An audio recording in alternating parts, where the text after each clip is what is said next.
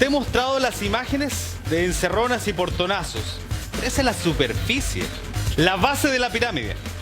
Llegamos hasta el cerebro, el que maneja todo esto y que nunca empuña un arma y tampoco toca los autos. Toda esa estructura criminal, ¿quién maneja? ¿Quién está detrás de esta probablemente empresa del delito? ¿Quién los organiza? ¿Y quién los subcontrata para cada uno de los delitos que te mostramos a diario? Está todo eso en la nota de Cristiana Cruz. ¡Tranquilo, hermano! ¡No! ¡Ey! Inteligencia de Carabineros estima que son cerca de 25 las bandas que hoy están dedicadas a ejecutar operativamente encerronas y portonazos en la región metropolitana, delitos que despiertan el temor en la población. Hay alguien acá que no sepa lo que es única por tipo de comprobante, mensual por tipo de comprobante. Estos grupos son los ejecutores de los robos, los soldados, los obreros de una industria delictual compartimentada en 5 eslabones claramente establecidos por la policía uniformada. ¿Quién encabeza esta cadena criminal? Principalmente podemos hablar del requiriente. Él es el principal, digamos, cerebro de estas agrupaciones. Es en definitiva quien invierte, coloca dinero para que el resto de las funciones puedan ser establecidas.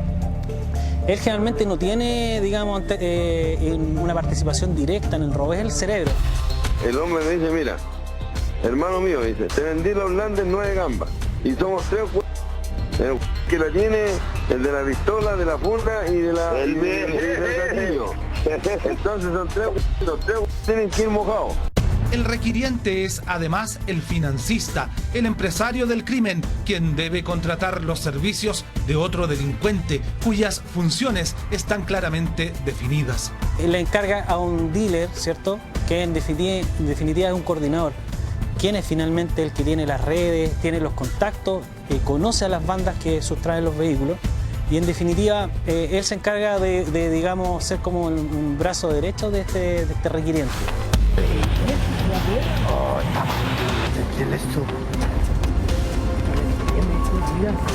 Está metido el leso. ¿Lo grabo en vivo? Sí, a ver. Si es la mesa, mira, siendo leso. Podemos hablar de agrupaciones o bandas que generalmente están conformadas por 5 personas. 2 de ellos, que son los que conducen los vehículos, ya sea el robado como el vehículo de apoyo, generalmente pueden ser mayores de edad, pero los que no pueden ser, digamos, mayores de edad son los que ejecutan directamente la intimidación, que generalmente son entre 2 o 3 menores. El uso de las armas hoy día está asociado prácticamente a toda la criminalidad que está afectando a nuestro país y particularmente en el caso de los menores, de manera tal que eso no nos debe sorprender. Lo que nos debe sorprender, sí, es, como son menores, la poca racionalidad, entre comillas, cuando la víctima trata o intenta oponerse a la acción de que le sea quitado su vehículo. Eso lo hace extremadamente peligroso. ¿Por qué el rol de portar las armas e intimidar a las víctimas se asigna en su gran mayoría a menores de edad? Lo que hacen estas organizaciones criminales en relación con la ubicación de estos menores de edad en esta suerte de organización para finalmente sustraer vehículos y posteriormente reducirlos en el mercado, tiene un fundamento muy particular y es precisamente que los menores de 14 años no tienen responsabilidad penal ante la ley. Son inimputables y por ende no tienen una sanción penal, sino que solamente son derivados a los respectivos tribunales de familia. Una vez ejecutado el robo, ya con el vehículo encargado en poder de los asaltantes, Carabineros establece un cuarto paso. Una vez que estos menores se roban los vehículos, a pedido del dealer, del coordinador, quedan hibernando. ¿A qué me refiero con esto? Que estos vehículos quedan estacionados ya sea en la vía pública o en centros, digamos, privados o estacionamientos privados, digamos, por un periodo de entre 2 o 3 días para principalmente ver si tiene un sistema de rastreo satelital instalado. Descartado que el vehículo robado tenga un GPS, llega el eslabón final de la cadena. El automóvil es entregado al requiriente, el financista que encargó el delito. Le dan el destino final, que es el que principalmente quería este requiriente, este cerebro, ¿cierto? Que él finalmente dice, este vehículo yo lo necesito para blanquearlo y después venderlo con una identidad nueva, o para desarmarlo por parte y pieza, o llevarlo al extranjero inclusive. Así funciona el organigrama de las encerronas o portonazos, una verdadera empresa criminal que día a día se perfecciona en la industria del delito. El requiriente, así se le llama, es el cerebro detrás de lo que vemos a diario. Es quien encarga los vehículos, el que nunca empuña un arma y del que no tenemos imágenes, pero es finalmente quien va contratando y subcontratando el servicio que finalmente termina en las imágenes que vemos todo el tiempo, las encerronas. ¿Cómo funciona todo esto? ¿Cuál es la estructura? Es lo que vamos a analizar evidentemente hoy día. Vamos con la primera gráfica, por favor, para conversarles sobre cada uno de estos sujetos. El requiriente es algo así como el gerente general de esta empresa. ¿Ya? El financista, el que tiene el dinero. ¿Y qué es lo que pide él? Pide marca, modelo, color y año. Así de específico. Así de específico, con un producto que él quiere que le llegue hasta sus manos. Y lo vemos nosotros en la gráfica, casi como un sujeto detrás de un computador con un teléfono, a un tipo que nunca toca el arma. Es el gran mafioso de toda esta estructura, Ángela. Ahora, este empresario financista está en diferentes áreas. No tienes un solo perfil.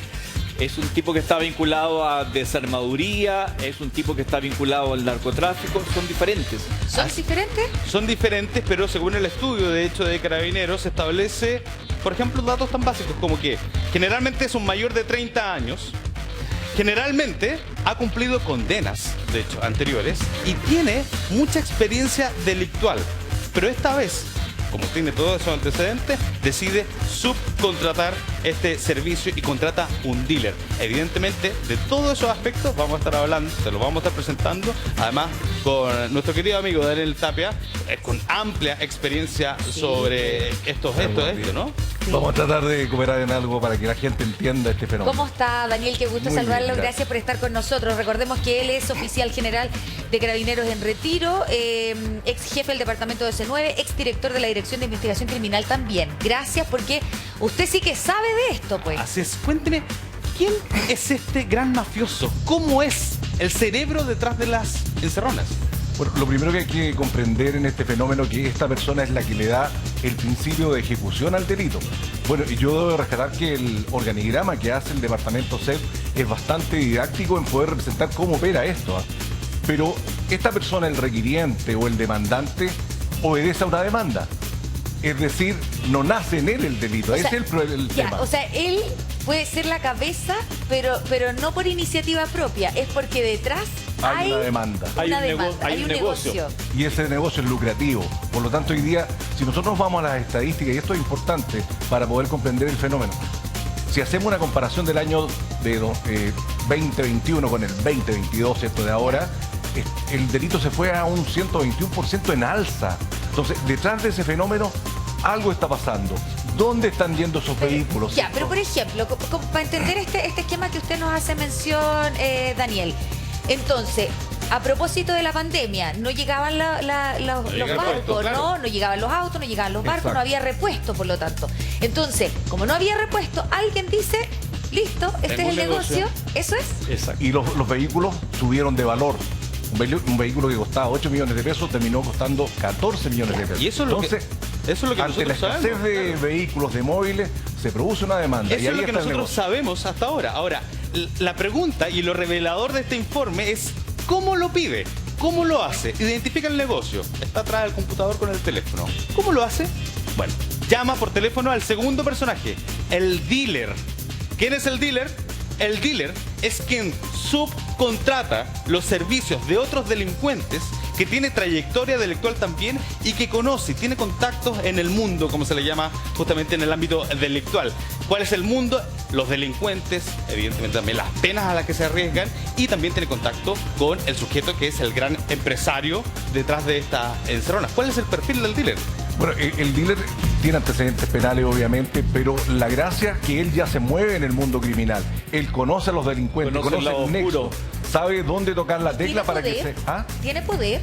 Sí, o sea, es un sí. personaje importante. Y tiene contacto en diferentes bandas que se dedican al robo de vehículos. Pero Además, porque cuando viene la demanda, él es el que organiza en el fondo la petición. Yo necesito este tipo de vehículos, ¿cierto?, que me están requiriendo, y necesito este tipo de organización que busque ese vehículo. Entonces ahí se conforma lo que tú vas a explicar más adelante. Y una cosa que aquí llama la atención, porque tenemos el audio de un dealer. ¿Cómo se escucha un dealer? ¿De qué manera negocia? ¿Y qué es lo que trata de evitar? El contacto físico. Vamos a escuchar ese audio. Aló. Aló, ¿qué pasa, Milo? ¿Qué pasa, hermano? Oye, compañero, te tengo 4 Nike, pues, hermano, le traje ahora recién, hermano, la monté los por hermano, 4x4, pues, hermano, recién la tengo, hermano, y ya, Mándame foto, hermano, no me hablés por aquí, mándame foto. El hombre me dice, mira, hermano mío, dice, te vendí los Lander 9 gambas, y somos 3. El que la tiene, el de la pistola, de la funda y de la... y del gatillo. Entonces son 3, los 3 tienen que ir mojados. ¿Te das cuenta? Ahí hay dos cosas que nosotros podemos rescatar. Uno, evita el contacto físico, pero además evita las conversaciones telefónicas porque conoce y sabe que puede ser intervenido. De hecho, es lo que ocurrió y por eso tenemos esa escucha.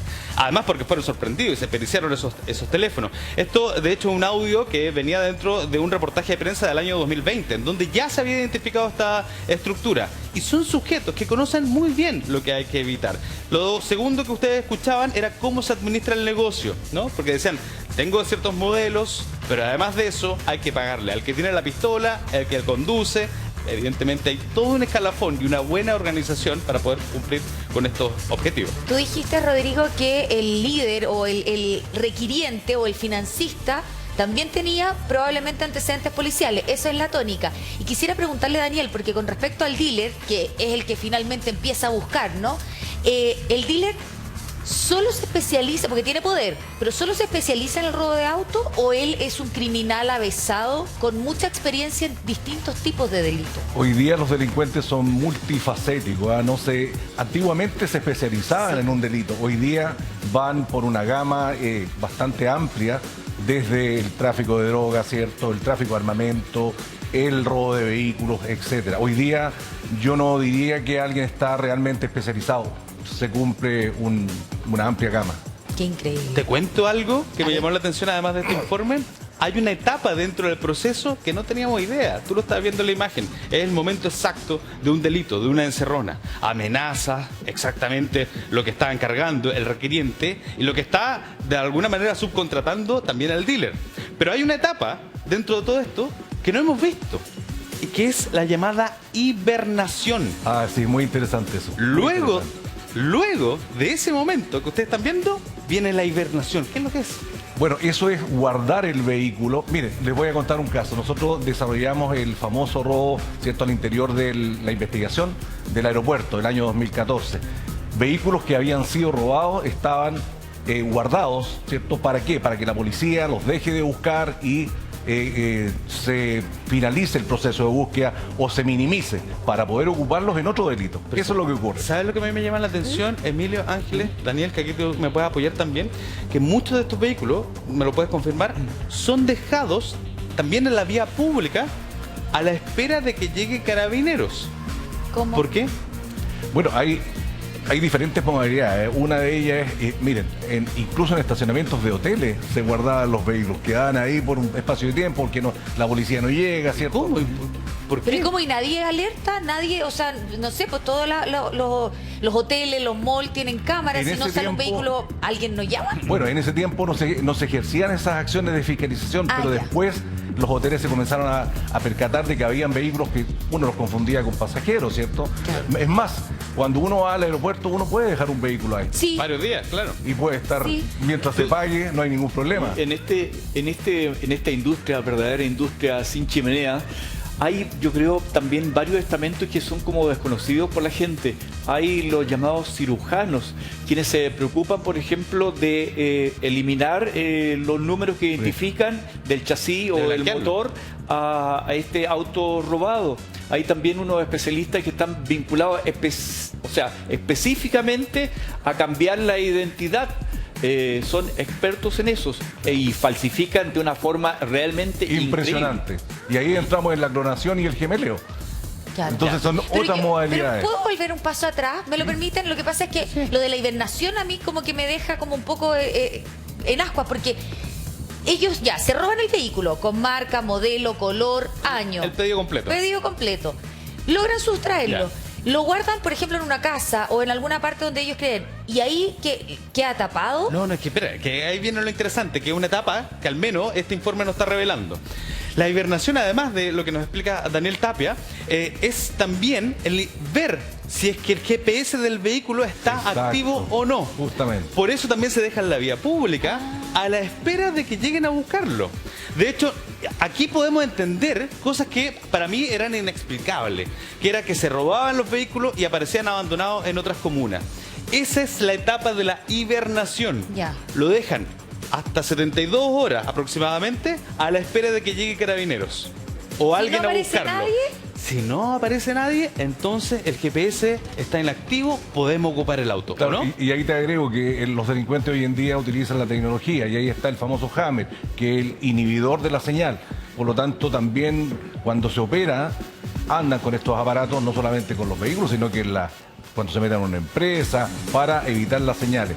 Y es lo que dices tú, o sea, esperan que este vehículo, poder estar seguros de que no tiene un GPS y que la policía obviamente no llegue sobre él. Ya. General, en el estamento superior, el financista, el requirente, como usted decía, él detecta de alguna forma la demanda. ¿Y quiénes son los demandantes que están ya en el escalafón superior?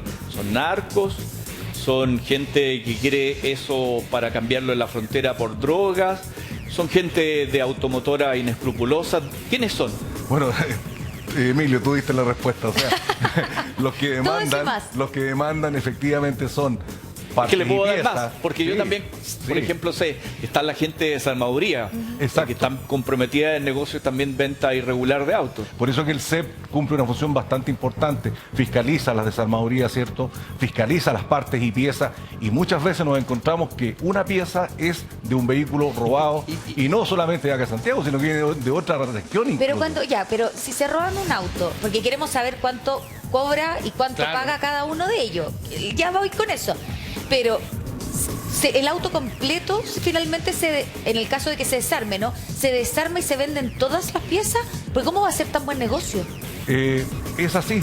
Había un auto, el antiguo Nissan, que era requerido en todas partes. Las piezas se iban pero rápidamente en el mercado. El B16 era uno súper popular Nissan y era B16. rico. Exacto, ese es el modelo, el B16. Sí. Entonces, cuando existe esa demanda, porque ¿qué es lo que ocurre hoy día? Y Emilio lo dijo, con la pandemia se bajó la producción. Sí. Entonces, por lo tanto, hay una mayor demanda de... o sea, ¿pueden haber ciudadanos comunes y corrientes demandando? Ese es el tema. Es lo que dice Emilio, que una persona, ¿cierto?, de buena fe pide un repuesto, creyendo que esa procedencia es lícita, pero lamentablemente se encuentra que es producto de un robo con intimidación de un vehículo. Y ahí él entra en el delito de receptación. Es súper complejo.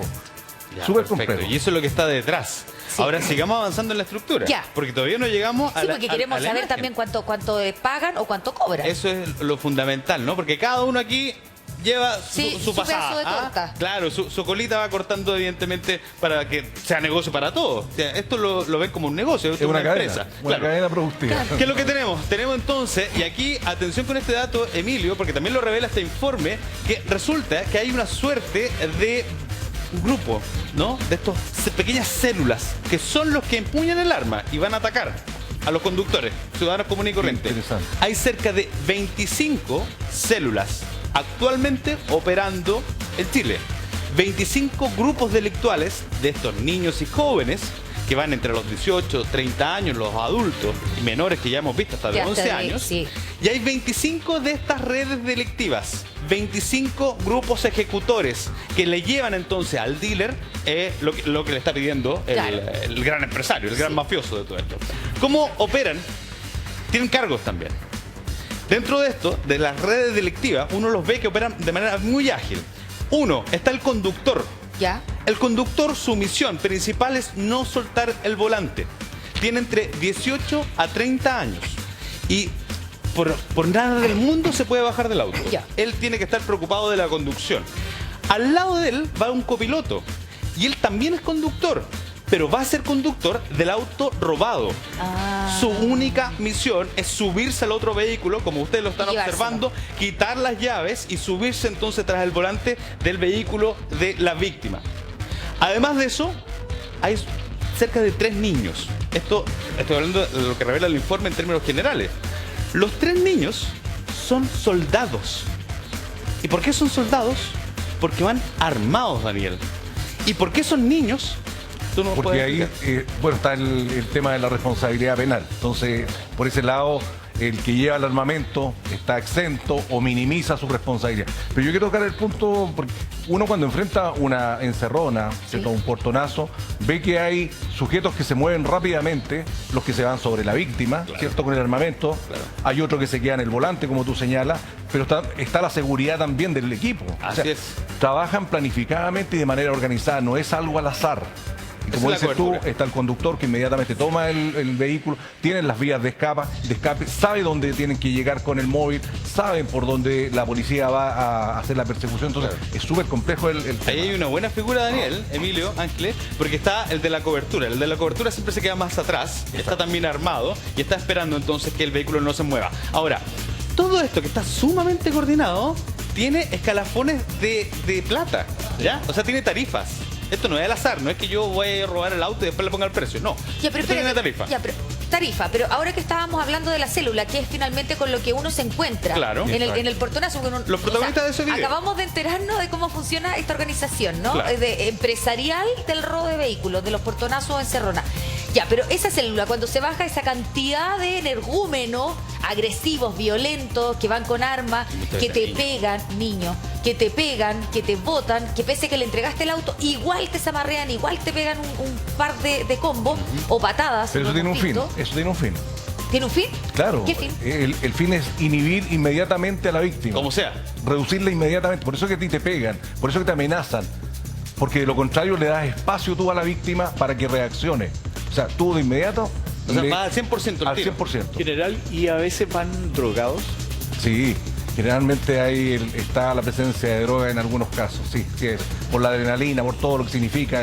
Por eso es que es importante, yo sé que es un poco crítico decirlo, pero las personas en lo posible, dentro de esa situación hay que mantener, entre comillas, la calma, porque el delincuente está sobreexcitado, va con armamento, va predispuesto a todo, entonces por lo tanto hay que tener la mesura dentro de las posibilidades, a menos que tenga algún recurso. Hemos escuchado, general, también que incluso a veces consumen drogas o algún tipo de medicamentos para lo que en la jerga delictual le llaman que le crezca el corazón, que sean más valientes, ¿no? Así es.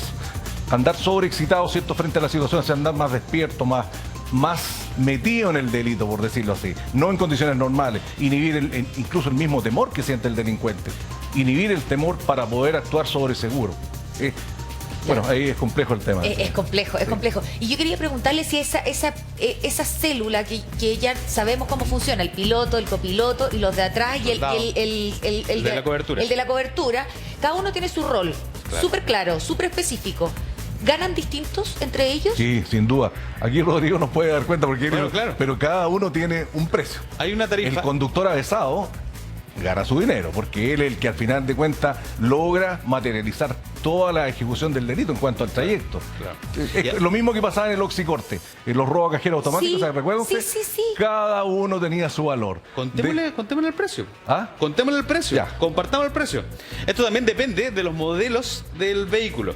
Un City Car o un sedán se corresponde, ¿no?, a un valor de 500.000 pesos aproximadamente como máximo por cada uno de los integrantes. Ahí pueden haber algunas diferencias porque usted lo decía, ¿no? ¿Como 500 lucas cada uno? Claro, o sea, imagínate un niño de 11 años, de 12 años que lo hemos visto en Cerrona y le corresponden 500.000 pesos. Pero o sea, qué maldad. O sea, es terrible, es terrible. Y por eso tú te das cuenta que son tan avesados porque van a hacer su negocio.